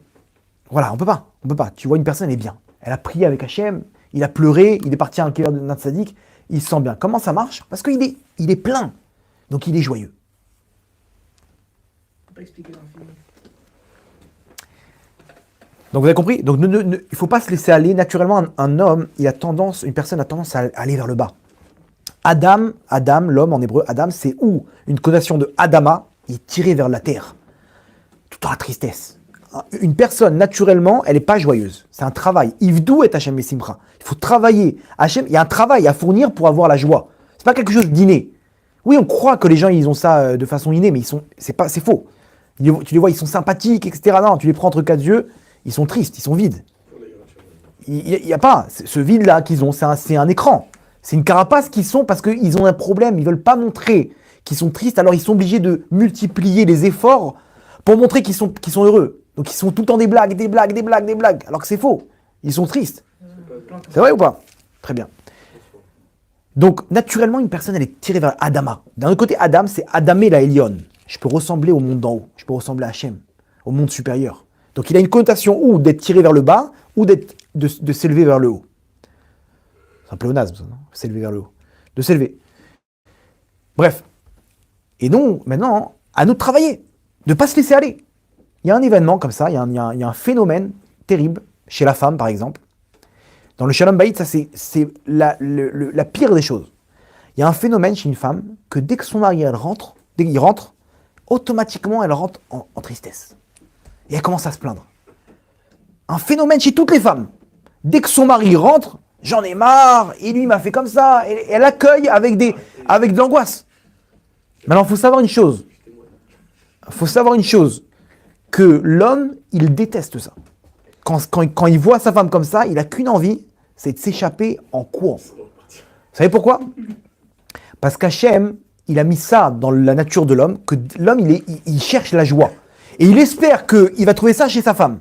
Maintenant, sa femme, elle lui montre l'angoisse, elle lui met le seum. Pourquoi? Elle a besoin d'attention. Elle a besoin de joie. Donc elle s'est dit, quand je vais faire ça, il va venir vers moi et dire, oh ma pauvre chérie, il va la prendre dans ses bras. C'est faux. L'homme, il supporte pas ça. Il est complètement dégoûté de ça et il a envie de partir. Donc elle a fait exactement le... Elle comprend pas, elle dit, mais pourquoi tu t'en fiches de moi? Tu t'en fiches, je suis triste, je suis pas bien, etc. Tu t'en fiches. Et lui, pourquoi? Parce qu'Hachem, il a mis dans sa nature qu'il ne peut pas aimer ça. Vous savez pourquoi? Parce que sinon, elle, si elle a compris que ça marche, elle aura une stratégie de tout le temps être triste. Parce que c'est comme ça qu'elle va voir les intérêts de son mari. Et donc, Hachem, il fait en sorte que son mari, ça ne peut pas lui plaire, ça le dégoûte. Comme ça, elle, ça la pousse à ne pas rester dans la tristesse. C'est un petit que je m'avais pensé à la khasra. Tu sais, quand il amène la khasra. Et la khasra, c'est quoi? C'est khasser. C'est le manque. Pas mal, Gabriel. Ah, Khasra, c'est khasser, c'est le manque. Donc c'est ça la khasra de... Aujourd'hui, tu as compris le principe du terme du terme katnoud en arabe, khasra. C'est ça. Maintenant, attention, l'homme aussi il a un travail à fournir. Attention, on va parler aussi de nous. L'homme, il rentre et il est en train de râler. Oh, c'est quoi ça? C'est pas prêt. Attends, un peu de simra, soit un soleil dans ta maison. C'est pas grave. Le repas, il est pas prêt. Ne rend pas l'ambiance angoissante dans la maison. Allez, chérie, t'inquiète pas, on va tout le monde au restaurant. Allez, il prend tout le monde, il se lève. Il voit que sa femme, elle est pas bien. Relève-la. Encourage-la. Prends tes enfants, danse. Allez, chante. Prends-les, tu les sors, tu les bouges. Prends le dessus. Ne te laisse pas attirer vers le sol. Coller au sol. Élève-toi. Ne rentre pas dans ça. Ne rentre pas dans ces katnout. Élève-toi, allez, prends tes enfants, prends tout ça et donne la simra. Sois une lumière autour de toi. Ta femme, elle n'est pas bien, aide-la. Et elle aussi, elle a un travail à fournir. Elle aussi, elle ne doit pas tout de suite... Ah oui, elle a des besoins, elle a besoin de parler avec son mari. Après. Accueille-le tranquillement. Et après, le soir même, tu sais, il faut que je te parle. Aujourd'hui, j'ai passé une journée terrible. Il a envie de t'aider parce que c'est comme ça que ça marche. Et comprenez que tous les problèmes de Shalom Bayit, c'est à cause de ces problèmes de simra. Pourquoi? Parce qu'un homme, quand sa femme elle est joyeuse, elle fait toute la maison. Toute la maison, elle est joyeuse. Et écoutez bien, quand une femme elle est joyeuse, c'est comme ça que son mari il aime. Tous les problèmes de couple aujourd'hui, le mari, regarde, il aime plus sa femme.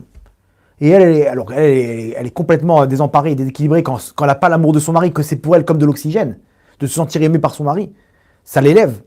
Et si elle n'a pas l'amour de son mari, elle est complètement déprimée. Et lui, il lui dit, mais j'ai envie de divorcer, ça y est, j'ai plus de sentiments, et il trompe sa femme, etc. Pourquoi? Vous savez pourquoi? Parce c'est tellement l'angoisse que le mari, il supporte plus. Et par contre, quand elle est joyeuse, une femme, elle est joyeuse, à ce moment-là, il est amoureux d'elle. Vous savez pourquoi? Parce que c'est comme ça qu'il a connu. Lui, il la voyait comme ça dans un mariage, cette femme-là, elle est là, toute pimpante, toute mignonne, elle prend ses photos avec ses copines, elle est bien, elle joue avec des enfants, elle est toute mignonne, comme ça. Il la voit sur Facebook, sur ses photos, elle voit tout le temps le sourire, tout le temps bien, il dit « Waouh, cette femme-là, elle est géniale, elle est super, elle va m'apporter la joie dans ma vie, elle va me donner du soleil dans mon cœur. » Il est amoureux d'elle. Et après, quand il se marie, d'un coup, bam, le caractère, pourquoi? Rappelle-toi comment il a craqué, cet homme-là. Il t'a vu comment t'étais...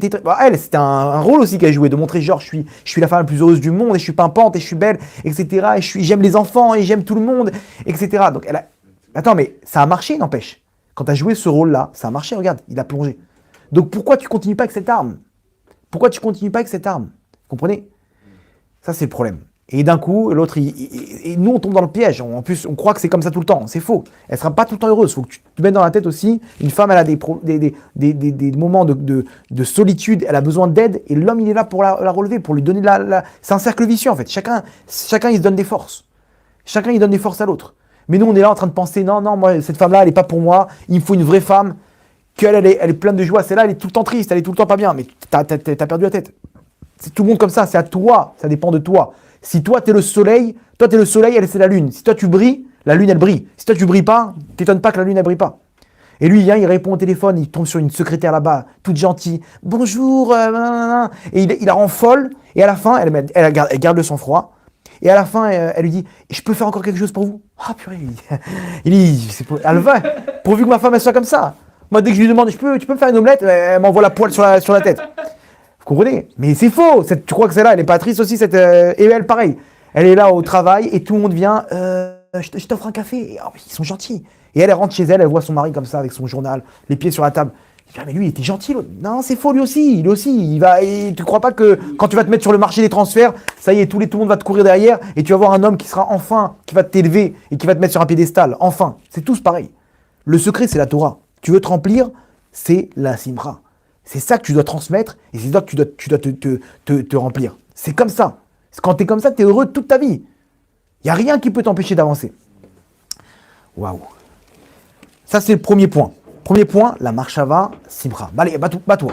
Deuxième point, comme il a dit le Malbim, là, les yacher et koach hadimion. Nous, dans l'imagination, on va scanner automatiquement tous les problèmes qu'il peut y avoir.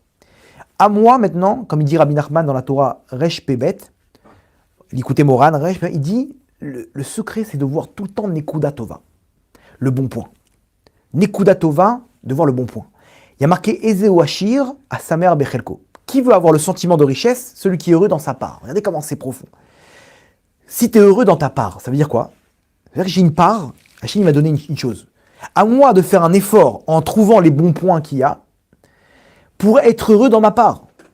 Maintenant, le problème, c'est que nous, on veut pas rester dans notre part, on cherche une autre part, on se crée des manques. Non, je serai heureux quand j'aurai telle voiture. Et donc, tu seras jamais riche, tu n'auras jamais ce sentiment de richesse, de plénitude, parce que tu n'es jamais heureux. Tu es tout le temps en train de chercher qu'est-ce qui te manque. Mais d'abord, cherche qu'est-ce que tu as. Regarde, tu es marié, bah, au Hachem, tu as un toit, tu as des enfants. Il y en a qui n'ont toujours pas d'enfants, il y en a qui sont toujours pas mariés. Tu es bien, tu es en bonne santé. T'as 2 pieds, t'as 2 mains. Tu peux manger. Il y avait une histoire comme ça. Hein. Un gars qui était sur l'autoroute en Lamborghini. Il trace comme ça et il voit un hélicoptère au-dessus de lui. Il dit waouh, pourvu, Bédrat Hachem, je t'en supplie, aide-moi. Enfin, je puisse avoir mon hélicoptère. Ça y est, tous ces embouteillages là. C'est bon, là, tout de suite, d'un truc à l'autre comme ça, directement sur mon yacht avec l'hélicoptère. Et il prie Hachem. Et à côté de lui, il y a un mec en Mercedes, il regarde la Lamborghini. Waouh, Hachem, je t'en supplie, la voiture de mes rêves, cette Lamborghini. Aide-moi à avoir cette Lamborghini. À côté de ça, il y a une Toyota qui regarde le mec en Mercedes. Qui dit, waouh, ça c'est une bombe, cette voiture, cette Mercedes-là. Pourvu, Hachem, je t'en supplie, que tu puisses me donner à atteindre cet objectif. Maintenant, de l'autre côté, il y a un mec en vélo. Et il voit cette Toyota, toute déchirée. Il dit, Hachem, je t'en supplie. Une voiture, je prends la pluie, je prends le vent, et trucs. Enfin, un truc avec mon petit ventilateur. Et il voit à côté de ça, il y a un mec à la station de bus qui voit passer le mec en vélo. Waouh, Hachem, mon vélo. Enfin, je pourrais avoir un vélo, dépendre des bus tout le temps, là. Je suis en 5 minutes, je suis au boulot. Et il ne sait pas qu'en haut, dans l'immeuble en haut, il y a un jeune en chaise roulante qui le regarde. Il dit, Hachem, des jambes. Je t'en supplie, donne-moi des jambes, donne-moi la possibilité de marcher pour que je puisse moi aussi prendre le bus. Vous vous rendez compte? Cette histoire, comment elle est forte? Chacun, il voit ce qui lui manque, mais tu te rends pas compte que tu as quelque chose, que quelqu'un d'autre y cherche, et que c'est un cercle vicieux. Alors, au lieu de te focaliser sur ce que tu n'as pas, focalise-toi sur ce que tu as. Et quand tu mettras ton ambition, tu seras heureux dans ta part, à ce moment-là, ton ambition, elle ira dans le bien. Mais nous, notre ambition, notre manque, on la met dans des bêtises de voitures qu'on n'amène pas avec nous dans la tombe. Enlevez-vous ça de tête, on n'enlève pas ça on n'emmène pas ça avec nous. L'argent, ça va nulle part. Ça, c'est au niveau des pensées. D'accord? Troisième chose, bien entendu, quand quelqu'un, il se sent pas bien physiquement, il lui manque, il a faim, il n'est pas bien, il est faible, il lui manque du fer, il lui manque de la vitamine C, il lui manque des... Donc mange, on est d'accord. Quand quelqu'un, son effet, il n'est pas bien, il est vide, qu'est-ce qu'on lui dit? Donne-lui à manger. Ton effet, il est faible. Il lui manque quelque chose. Mais fais des mitzvot. Comment tu donnes à manger au Nefesh? Hachem, il y a tout écrit. Quand tu fais Shabbat, tu sors du Shabbat, ton Nefesh, il est plein de lumière. Tu es reparti pour la semaine. Ces gens qui font pas Shabbat, c'est les gens les plus débiles du monde. Comment tu n'as pas compris que tu as besoin de te reposer? C'est le mode d'emploi. Hachem qui a créé l'homme. Il sait très bien comment ça marche. Quand une femme, il peut demander à n'importe quelle femme qui a commencé à se couvrir la tête, tu lui dis, enlève, incapable. Pourquoi? Elle sent une lumière en elle énorme. Quelqu'un qui fait Shabbat, tu lui dis, arrête ton Shabbat, il ne peut pas arrêter son Shabbat. Tu dis, mais attends, je te propose un contrat d'1 million de dollars. Tu ne peux pas m'enlever mon Shabbat. Quelqu'un qui prie ne peut pas arrêter cette fille-là. Impossible. C'est comme une drogue. Les mitzvot et les averot, c'est ça le secret pour se remplir en lumière. On est loin du compte. Il n'y a aucune mitzvah. On ne peut pas s'étonner. Il n'y a aucune mitzvah. On parle avec des gens. Les gens, ils font rien. Mais tu ne peux pas t'étonner que tu es triste. Si ton corps, il est vide de lumière, Tu peux pas t'étonner, il faut que tu aies une avodat Hashem. Il faut que tu commences à faire des Teilim, il faut que tu commences à faire un minimum. 20 cours de Torah. Je me rappelle quand je sortais d'une journée de limoud, d'études de Torah à la Yeshiva, j'avais l'impression que je pouvais lever une voiture avec mes mains tellement que je me sentais bien. J'avais envie de m'envoler. Un sentiment, c'était les meilleurs moments de ma vie, un sentiment de plénitude. Parce que dans chacune des lettres, il y a de la lumière. Regardez ce qu'il a expliqué sur le Tikkun Aramchal. Tu lis un livre comme ça, tu te rends de la lumière, de la Géoula, Berachamim. Dans le monde, tu diffuses de la lumière de la Rachamim. Comment ça marche? C'est comme ça, il a dit. Emouna. T'étudies, il y a de la lumière qui se diffuse chez toi et dans ton entourage, dans le Ham Israël, pour faire avancer le monde vers la Géoula. Vous vous rendez compte? Ça, c'est comment une personne n'étudie pas la Torah? Je ne comprends pas comment t'as pas compris que la Torah, c'est ça le but. Il faut fixer des temps de Torah. Ok, commence avec une fois par semaine. Commence avec 5 minutes par jour. Ok, tu sais pas étudier l'idée Teilim, mais rentre de la lumière. Et c'est ça le problème de nous les Français, où le Yitzhak nous a attrapés. Les Français, ils ont une émouna de folie, mais au niveau mitzvot, zéro. Zéro. C'est-à-dire qu'un Français, il est fou amoureux d'Hachem. C'est dans le cœur. Par contre, tu lui dis, mais alors vas-y, viens étudier la Torah. Arrête les bises, arrête de faire la bise aux femmes, arrête d'aller à la plage mélanger. Écoute, moi je suis plus religieux que toi, tu sais. Habibi, quel rapport? Il n'y a aucune contradiction. Quelqu'un il est fou d'Hachem, il peut faire toutes les pires avéros de la terre. Il peut aller à des cours de Torah, mais il peut tromper sa femme. Très courant, très courant. Le mec, il a la kippa, il va chez une prostituée, il enlève sa kippa. Chez les Français, il y a une kippa qu'on appelle la tzviout, l'hypocrisie. Alors regardez, il faut savoir que à l'époque de Napoléon, regardez comment c'est fort. Oh, il est tard. Je vais vous prendre encore un peu de temps, mais moi je suis bien. Vous êtes bien vous aussi? Très bien. Ok. Les gens, s'ils voient 2 heures de cours, ils vont... Ouais, c'est pour ça. Bon, c'est pas grave. Celui qui veut, Hachem, il le guidera à ce cours, Bezrat Hachem. Regardez comme c'est fort. Vous savez qu'à l'époque de Napoléon, il y a eu Napoléon, contre qui il a chuté? Contre les Prusses. Les Russes, ouais. Ouais, à l'époque, c'était les Prusses, ça. C'est pareil, il a pris les Voilà, c'est les Russes d'aujourd'hui. Il a conquéri la moitié de l'Europe, il s'est confronté aux Prusses, et là-bas, c'était la guerre finale. Celui qui allait l'emporter, il allait remporter l'Europe, entre guillemets. Il y avait une marloquette à l'époque, une discussion entre les tzadikim pour qui prier. Qui va dominer l'Europe? Les Russes ou les Français? À part, je crois que c'était Rabbi Shimshon Meostropoli, à part lui, tous les autres, ils ont prié pour les Russes. Que Napoléon y perde. Dont, à leur tête, l'Admour Azaken, le Baal Atania. Ok? À tel point que là-bas, les commandants russes, ils venaient voir l'Admour Azaken pour lui demander des conseils. Ils lui montraient les cartes. Et l'Admour Azaken, par Ruach HaKodesh, il les aidait à combattre Napoléon. Il disait non, laissez là-bas, passez par là-bas. Il le suivait, il était escorté par l'armée russe, l'Admour Azaken. Il a dû fuir. Il est parti plus en profondeur à la fin de ses jours là-bas vers la Russie. Ok, il était je crois de l'Ukraine. Il passait comme ça parce que les forces françaises elles avançaient. Et lui, il l'aurait attrapé. Maintenant, les commandants, ils venaient et ils lui disaient Gvodarav, qu'est-ce qu'on fait? Et lui, Ruach HaKodesh, il ferme les yeux, il dit enlevez vos trous là-bas, amenez-les là-bas, prenez-les par là-bas. Par Ruach HaKodesh, il leur donnait toutes les instructions de la guerre. Celui qui dirigeait la guerre, c'était l'Admour Azaken. Vous vous rendez compte? Et ils ont gagné. Et ils priaient là-bas, ils faisaient des actions dans les mondes d'en haut pour que c'est les Russes qui gagnent. Pourquoi? Vous savez pourquoi? Parce que vaut mieux être dominé par la clipa des Russes que la clipa des Français. Vous savez pourquoi? Incroyable. Les Russes, c'est détruire le judaïsme. Tu mets les tefilines, tu fais la brit mila, tu fais Shabbat, on te tue. Par contre, les Français, c'est laisse tomber les mitzvot, ok? Et la émouna. Mais le reste, on s'en fiche. C'est-à-dire, le français, sa clipa, c'est la tzviout, c'est l'hypocrisie.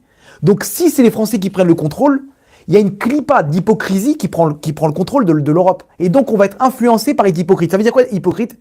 Ça veut dire d'être à l'intérieur différent de ce que je suis à l'extérieur. Je peux être fou amoureux d'Hachem à l'intérieur, mais à l'extérieur, je suis un rachat gamour. Je suis du sheker gamour. Aucune mitzvah, rien du tout.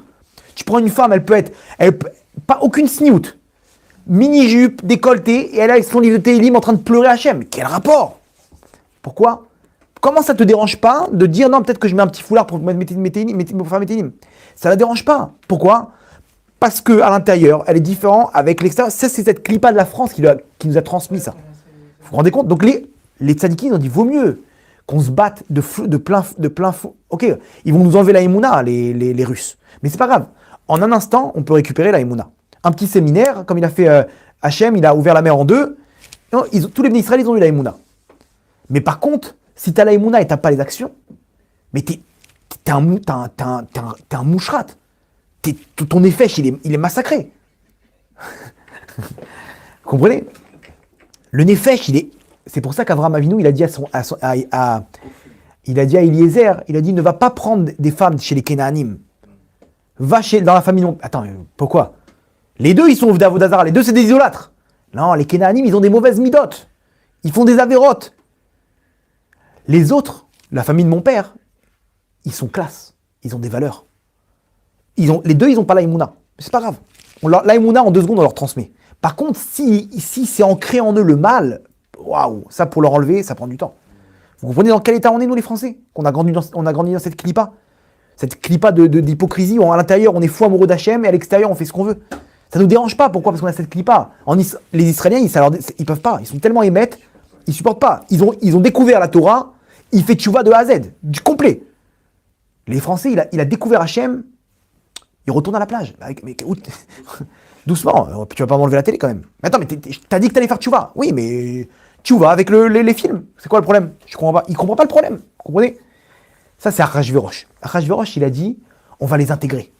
On va intégrer les Juifs, on leur a fait un banquet là-bas. Gardez votre Torah, tout sera badatz, tout sera la madrine. Mais vous allez perdre vous allez être émouna, mais dans les actes, vous allez tout perdre. Ahmad a dit, bon allez, il n'y a plus de temps, viens, on les détruit tous. Comprenez? Ça, c'est la Russie et la France, la différence. Qu'aujourd'hui, c'est les États-Unis, ça c'est la mentalité américaine. Les Juifs, ils aiment tous les Juifs aux États-Unis, c'est tous leurs potes, et 60% d'assimilation. Comprenez la perte? 60% d'assimilation. Paro aussi, excusez-moi de vous... Paro, lui, au début, il a dit, faut être ami avec eux. Allez, aidez-nous à construire. Et à la fin, donc comme ça, il les a intégrés en Égypte, et à la fin, il les a détruits. Il a dit, maintenant, il faut les tuer. Allez, tout le monde au Nil. On les jette tous au Nil. Les Yavanim. Hein? Les Yavanim, les Grecs. Les Grecs. Le Yitzhara, il a 2 grandes lignes pour détruire l'homme Israël, où il intègre, il assimile, en étant son ami, ou il le rentre dedans, par la force. Ok? Donc, et d'un autre côté, regardez comme c'est fort, c'est le dernier point avant qu'on passe à la petite histoire. Le dernier point, c'est que, tu vas me dire quoi, mais aussi d'un autre côté, il y en a plein qui font des mitzvot et qui sont quand même tristes. D'accord? Non, moi je connais plein de gens, ils sont là, matin, midi et soir, et ils sont tristes. Alors peut-être qu'il leur manque le premier point, la Emouna, mais surtout une chose, et ça c'est le point le plus important, c'est qu'il faut comprendre une chose, c'est que le but de faire les mitzvot, d'appliquer le mode d'emploi, pour les mitzvot, on n'en a rien à battre. Le but, tout ça, c'est un but pour arriver à Hachem. N'oublions pas que la lumière, c'est pas la mitzvah en soi. La lumière, c'est la mitzvah qui est l'intermédiaire pour arriver à Hachem. Le Limouda Torah, il y a marqué que tu as le droit de commencer à étudier si c'est dans ton intérêt. C'est pour avoir la parnassa, c'est pour avoir la bracha, etc. D'accord. Mais il faut que ça soit une étape pour arriver à Hachem. Mitor chez le lishma, balishma. D'abord, c'est sans intérêt. Au début, je fais les mitzvot dans mon intérêt pour arriver à faire ça pour Hachem de façon pure. Pour contourner les terrains et après de faire de façon pure. Et des fois, on fait les mitzvot du matin au soir. Et pourtant, on n'a pas de lumière. Vous savez pourquoi? Parce qu'il nous manque de faire ça pour Hachem. Des fois, on oublie de faire ça pour Hachem. À quoi ça ressemble, nous dit Midouvna? Il donne. Parce qu'on veut pour nos résultats. Au début, c'est bien. Attention, on n'a pas dit qu'il faut commencer directement de façon pure. Mais c'est qu'une étape. Après, passe. Allez, Tzadik, avance. Fais-le pour Hachem. N'oublie pas que c'est un intermédiaire pour arriver à Hachem, cette lumière. Cette lumière, c'est Hachem qui la donne. La mitzvah en soi, elle ne donne pas de lumière. La mitzvah pour Hachem, elle donne la lumière. Parce que c'est elle qui fait l'intermédiaire entre toi et Hachem, qui te connecte à lui. Et donc, quand tu fais une mitzvah comme ça, tu te sens bien. Mais il y en a plein qui font ces mitzvot et ils ne se sentent pas bien. À quoi ça ressemble, Magid Midouvna? Un entrepreneur, quelqu'un qui achète une maison, il veut construire une villa. Il achète un terrain, il veut construire une villa. Il va prendre un entrepreneur, il lui dit, je t'en prie, je veux que tu me fasses une villa. Ok? Et il signe le contrat. Maintenant, ses copains, ils disent quoi, t'as pas détaillé ce que tu voulais? Tu rigoles, il va t'arnaquer, il va te mettre dans le ciment, il va te mettre des pierres, il va te mettre des matériaux de mauvaise qualité. Il faut que tu décris ce que tu veux. Waouh, vous avez raison. Il rappelle l'entrepreneur, il dit attends, on n'a pas conclu techniquement ce que tu dois mettre là-bas comme matériau. Il dit vas-y, va cacher, qu'est-ce que tu veux? Il dit regarde, dans le ciment, je veux que tu mettes du ciment sans pierre. Du ciment, comme ça, tu vas pas m'arnaquer. Hein. Tu me mets du ciment, 100% ciment. La tuyauterie, tu mets pas un truc qui rouille. Tu me mets du Eurostar ou un truc... ok, il note. Tu peux mettre des robinets comme ça, tu peux mettre une porte blindée. Ok, ça m'arrangerait. Une bonne porte blindée. Ok, il note. Ça va te coûter un peu plus cher. Ok, d'accord, ce que ça coûte. Ok, il lui rajoute comme ça 30 000 euros et il signe. Il lui dit, maintenant l'entrepreneur, il lui dit, l'argent, quand est-ce que je le vois? Quand tu me donnes les clés, je te donne l'argent. Ok. T'inquiète pas, je serai réglo. Donne-moi les clés, tu reçois l'argent. Très bien. 3 jours après, l'entrepreneur, il vient avec les clés. Il lui dit, voilà, Vakasha, prends les clés. Il dit, c'est une blague. T'as fini la villa. Il dit, ça y est, j'ai terminé. Attends, pourquoi tu fais ça? En 3 jours, c'est impossible. Viens voir. Ok, il le suit. Il arrive là-bas sur le terrain. Il voit une cabane avec des murs en carton. Il voit sa porte blindée. Il dit, vas-y, ouvre. Il ouvre. Il voit, il a déposé du ciment. Il voit de la tuyauterie un peu partout comme ça en Eurostar. Et la porte blindée qu'il a commandée. Il dit, voilà, c'est ce qu'il y a dans le contrat ou pas? Arrêtez si je m'en... Il lui dit, dis-moi, c'est dans le contrat ou pas? Il dit, c'est dans le contrat, effectivement. Mais attends, mais tu me charries. Je t'ai demandé de me faire une villa. Dans la villa, comment tu fais la villa? 1, 2, 3, 4. Toi, tu m'as fait le contraire. Tu m'as fait 1, 2, 3, 4, mais tu m'as pas fait la villa. Ça, c'est l'exemple. Hachem, il te dit quoi? Hachem te dit pareil. Nous, on fait les mitzvot de la Torah à la lettre. Mais Hachem, il dit, oh, je t'ai pas demandé tout ça. Je t'ai pas demandé de faire les mitzvot pour les mitzvot. Je t'ai demandé d'être proche de moi, mon tzaddik. Les mitzvot, c'est un intérêt. Je t'ai demandé de me faire une villa. Dans la villa, comment tu fais la villa? Avec telle tuyauterie, avec telle mitzvah et telle mitzvah et telle mitzvah. Mais t'as pas oublié, le principe, c'est moi. Donc, qu'est-ce qu'on fait Hachem? On lui fait pas de villa. On veut pas se rapprocher d'Hachem. On lui donne ce qu'il veut. Alors, qu'est-ce qu'il veut? Il veut qu'on se couvre la tête? Ok, alors on va mettre une perruque. Mais t'as pas compris le principe. T'as pas compris le principe. Le principe de la tsniout, c'est quoi? C'est pour te rapprocher d'Hachem. Pourquoi? Parce que quand une femme, elle est tsanoua, elle est dirigée vers elle-même, vers son intérieur. C'est quoi le principe de la tsniout? C'est de pas se mettre, de pas attirer l'attention. C'est une discrétion, une pureté de l'âme. Ok? Donc, tout ce qu'on va te dire comme halachot de la tsniout, c'est pour arriver à te connecter avec Hachem de l'intérieur. Mais maintenant, quand une femme, elle se couvre la tête, elle met une perruque, elle est dirigée vers l'extérieur pour plaire encore plus et pour arracher les yeux de tous les hommes là-bas où tout le monde se retourne. Attends, t'as pas compris le principe là? Attends, oh, c'est écrit, hein? Je t'ai couvert la tête ou pas? Tu vois mes cheveux? Tu vois pas mes cheveux. Donc qu'est-ce qui t'arrive? T'as rien compris, Tzadika. Parce que ici, tu es en train de faire exactement la même villa avec la porte blindée, c'est tout. Hachem te dit, je t'ai pas demandé ça. Je t'ai demandé de te rapprocher de moi. Tu utilises la Torah parce qu'il faut se couvrir la tête, c'est tout. Tu fais Shabbat parce qu'il faut faire Shabbat. On t'a pas demandé ça. Rapproche-toi de moi. Utilise mes autres pour te rapprocher de moi. C'est pour ça qu'aujourd'hui, il n'y a pas de lumière. Comment c'est possible? Même dans la perruque, il y a de la chote. Cheveux longs, cheveux qui ressemblent à des vrais cheveux. La taille. Il n'y a plus d'alachote. Et les gens, ils sont en train de dire, bah non, voilà, on s'est couvert la tête ou pas? Mais t'as pas compris le principe. Hachem dit, j'ai pas demandé tout ça, Tzadika. Je t'ai demandé de te rapprocher de moi. C'est pas le but. Je t'ai demandé une villa. Dedans, tu t'appliques la lachote. Mais toi, t'as fait ce qu'il y a écrit. T'as pas fait l'essentiel de la tsniout qui est de te rapprocher de moi et de pas te rapprocher de tous les hommes de la rue. Comprenez là où on est, c'est pour ça qu'on ramène pas la lumière.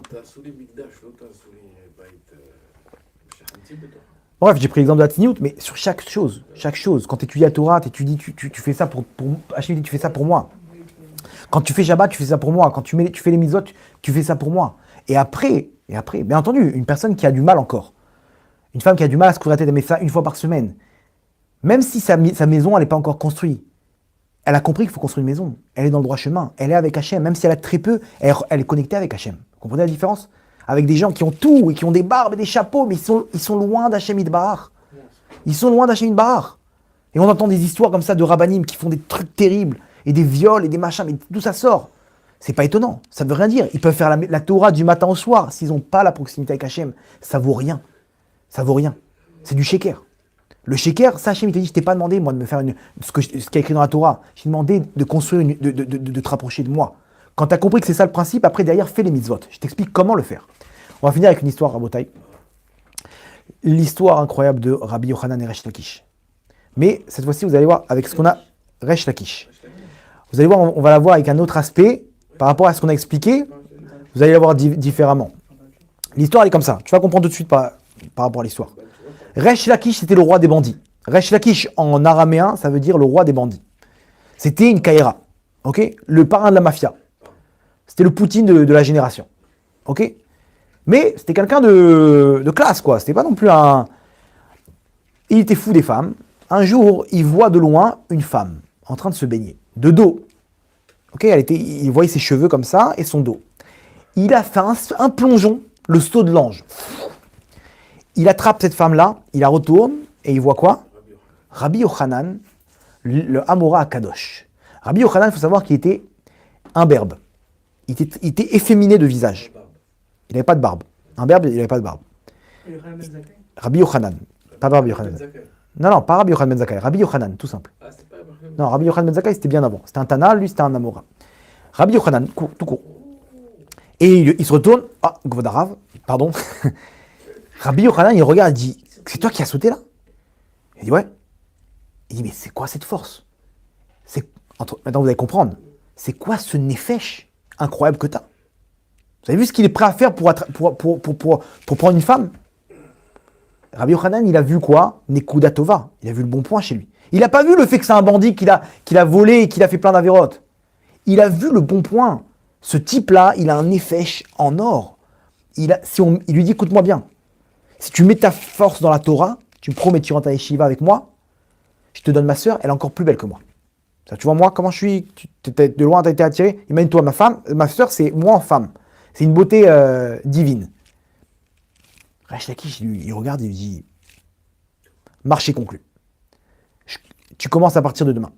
Demain matin, tu as les Yeshiva. Et remarquez là, quand il a essayé de repartir, il a senti, il avait plus de force, Resh Lakish. Pourquoi? Parce qu'il avait mis la force qu'il avait, elle était par son désir. Maintenant, sa volonté, elle était où? Dans la Torah. D'un coup, il a pris une décision, il n'avait plus de force pour les bêtises de ce monde-là. Il est rentré à Yeshiva, il est monté échelon après échelon, à tel point qu'il est devenu la Chavruta de Rabbi Yochanan. C'est devenu ni plus ni moins que son partenaire d'études.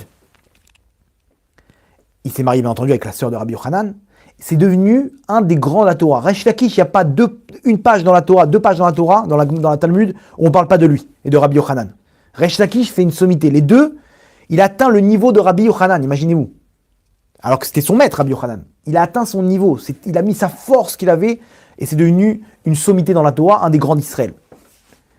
L'histoire ramène là-bas, il y a eu une discussion entre Rabbi Yochanan et Resh Lakish. De là, il y a eu une dispute. De là, il est tombé malade, Resh Lakish, et il est mort.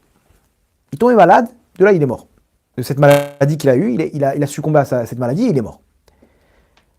Rabbi Yochanan, il n'avait plus de partenaire d'études. Ils lui ont proposé un autre grand d'Israël, ok, pour étudier avec lui. Et il a commencé à étudier avec lui, et en plein milieu, il s'est levé, il a tapé sur la table. Il a dit, je peux plus étudier. Mais qu'est-ce que t'as? C'est pas suffisant. Il dit, non, il est très fort. C'est une bombe atomique, ce Rav. Mais tout ce que je dis, il me donne des preuves que j'ai raison. Il dit, ah, Gvodarav, dans la Gemara, il y a 1, 2, 3, 4, 5, 6, 7 preuves que vous dites juste. Il dit, Resh Lakish à l'époque, il me ramenait des contre-arguments. Quand je lui disais un argument, il me ramenait 7 preuves que j'avais tort. Et alors, c'est quoi le problème? Il dit, mais non, moi, j'ai pas besoin de savoir que j'ai raison. Moi, j'ai besoin de cette force qu'il avait Resh Lakish pour me montrer qu'il y a encore d'autres horizons dans la Torah. Il y a encore une autre profondeur. Il y a encore d'autres endroits où nager. D'autres voies. Il me montrait encore plus que la Torah, elle est énorme, elle est immense, elle est infinie. Parce qu'il me montrait combien, en fait, mon avis, c'était un parmi 7, 8, 10 000 autres. Waouh! Donc, il est sorti dans la rue, Rabbi Yochanan, en criant, en déchirant ses habits. Et il criait Echaat Bar Lakisha, Echaat, où tu es Bar Lakisha, où tu es Resh Lakish. Et là, il a ressuscité. Il a commencé à crier toutes ses forces. T'es où Resh Lakish? T'es où? Il est devenu fou. Les Chachamim, ils ont vu ça, ils disent, mais il a perdu le contrôle. Un homme, imaginez-vous, qui a la tête sur les épaules, il a commencé à perdre le contrôle, à crier dans la rue, à déchirer ses habits et à pleurer. Il est tombé malade de ça. Les Chachamim, ils ont prié pour qu'il meure, pour qu'il parte. Et il est parti de ce monde-là. Comme ça, il est parti. Maintenant la question, elle est, mais je comprends pas. Pourquoi ils n'ont pas prié pour qu'il vive, pour qu'il guérisse? Ok, il a eu peut-être une perte mentale. Il a eu un problème peut-être dans son effèche. Alors qu'il prie, qu'il guérit aussi, mentalement. Pourquoi les Chachamim, ils n'ont pas prié pour ça? Ils ne connaissent pas la force de la tfila, qui peuvent tout changer avec la tfila. Vous savez pourquoi ils n'ont pas prié pour qu'il vive? Parce que Rabbi Yochanan, même s'il vit, s'il n'a pas la proximité avec Hachem, que lui donner Resh Lakish avec la Torah, alors ça ne sert à rien de vivre. Parce que le but de ce monde-là, c'est de vivre avec Hachem. Le but des mitzvot, c'est pour arriver jusqu'à Hachem. Le but de la Torah, c'est pour arriver jusqu'à Hachem. Si tu n'as pas compris ça et que tu étudies pour toi, ou que tu étudies pour connaître la Torah, c'est zéro, ça vaut rien. Il savait très bien que Rabbi Yochanan, tu peux prier jusqu'à demain, tu ne pourras pas lui rendre Resh Lakish, que lui donner la possibilité de se connecter avec Hachem, que lui donner cette lumière. Donc il ne pourra jamais combler cette lumière. Il aura toujours un manque, il sera toujours triste. Et donc ça ne sert à rien qu'il vive, parce que le but de ce monde-là, il ne pourra pas le remplir. Vous comprenez? Ça, c'est ce qu'on attend maintenant avec la Géoula Berachamim Bezrat Hachem. Que le Rambam, il dit que le monde, il va courir derrière la lumière d'Hachem. On verra à ce moment-là Hachem. On comprendra qui il est. Et ce ne sera plus le dollar qui va nous conduire. Ce ne sera plus les honneurs. Ce ne sera plus le bon matériel. Ce qui va être un moteur pour nous, ça va être de la proximité avec Hachem. La date est Hachem, dit le Rambam. Comprenez? Donc si on n'a pas compris que c'est ça, et qu'une personne ne se prend pas en main, elle ne prend pas des mitzvot sur elle, elle ne commence pas à le faire, Hachem, il sortira le bâton jusqu'à temps qu'on prenne sur nous les mitzvot. C'est ce qui est en train de se passer avec cette guerre-là. Vous croyez quoi? Ça va s'arrêter? Le corona et la guerre mondiale, jusqu'à temps qu'on va dire stop, on veut. Hachem, pourquoi je suis obligé de vous forcer, mes tzadikim? C'est pour vous, c'est pour votre bien. C'est pour vous, vous voulez être heureux ou vous voulez continuer? La suite, je la connais. C'est moi qui vous ai créé, c'est moi qui ai le mode d'emploi. Pourquoi vous ne voulez pas appliquer le mode d'emploi? Je suis obligé de vous secouer pour que vous appliquiez le mode d'emploi. C'est qu'une personne, elle ne rend service qu'à soi-même lorsqu'elle réalise la Torah les mitzvot. Pourquoi? Parce qu'elle se remplit. Et à ce moment-là, elle est pleine de lumière et plein de simcha. Et à ce moment-là, c'est la joie infinie qui fait tomber tous les obstacles. Il n'y a plus rien qui peut t'arrêter. Il y a cette lumière autour de toi, les forces du mal, ils ne peuvent plus t'atteindre. Parce que tu es avec Hachem. Tu es connecté avec cette lumière qui est Hachem, tu te sens bien et il n'y a plus rien qui peut t'arrêter. Donc, Yiratson, qu'on puisse amener ça dans la vie de tous les jours, l'appliquer, Bezrat Hachem, pour pouvoir amener la Géoula Berachamim. Baruch Adonai Leolam. Amen. Amen. Chazak u'baruch.